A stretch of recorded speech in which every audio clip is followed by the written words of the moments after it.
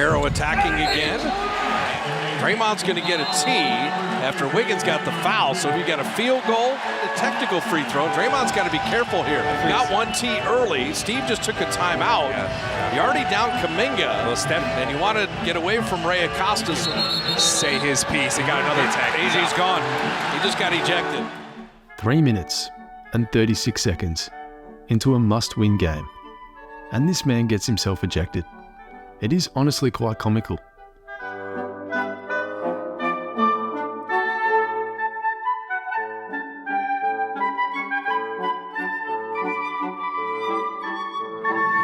Except it isn't, because, well, look at this team.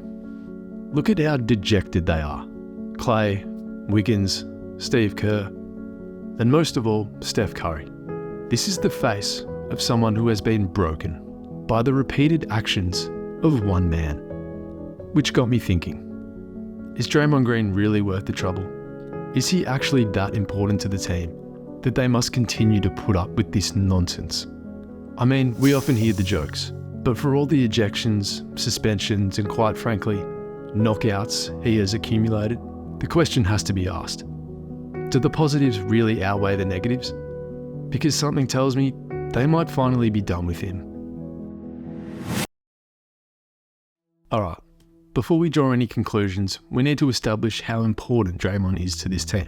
When he is not on the floor, how exactly does it affect the Warriors' performance?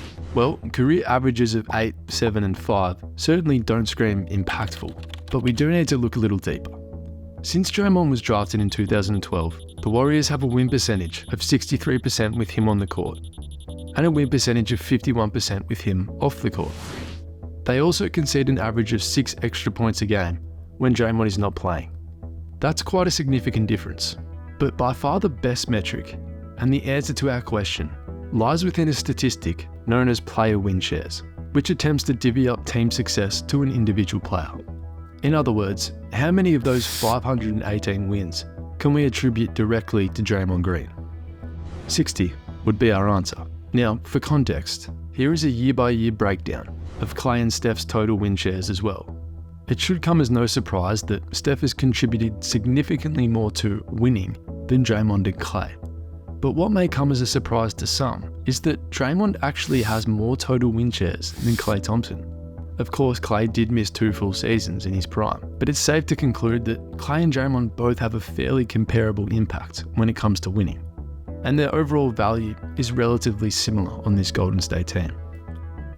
Except Klay Thompson hasn't exactly morphed into prime Mike Tyson in practice, or on the court for that matter, nor has he turned the court into an octagon. I mean, I could go on.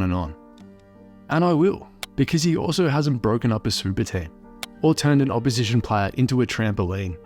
He also doesn't refer to the ref as a He doesn't lead the league in ejections, or have 147 career technical fouls. You see, the Warriors might have put up with this nonsense for the last 10 years, because the positives outweighed the negatives. But I've got a feeling this might be the final straw. And there's one big reason why. A few months ago, in an interview with The Athletic, Warriors owner Joe Lacob said, and I quote, "Our plan for 2025 is we'd like to be out of the luxury tax, and we think we have a way to do that." There's a few interesting things to unpack here. Firstly, note the Warriors have the highest active payroll out of any team in the NBA at $205 million. Now, without going into too much unnecessary detail, once your payroll exceeds this number, you pay tax to the NBA.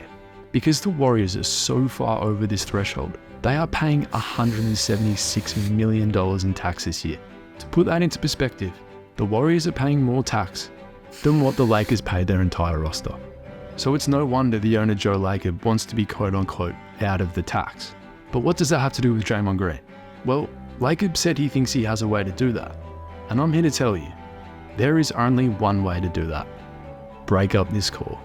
The Warriors owe Draymond Green and Andrew Wiggins $160 million over the next 3 years.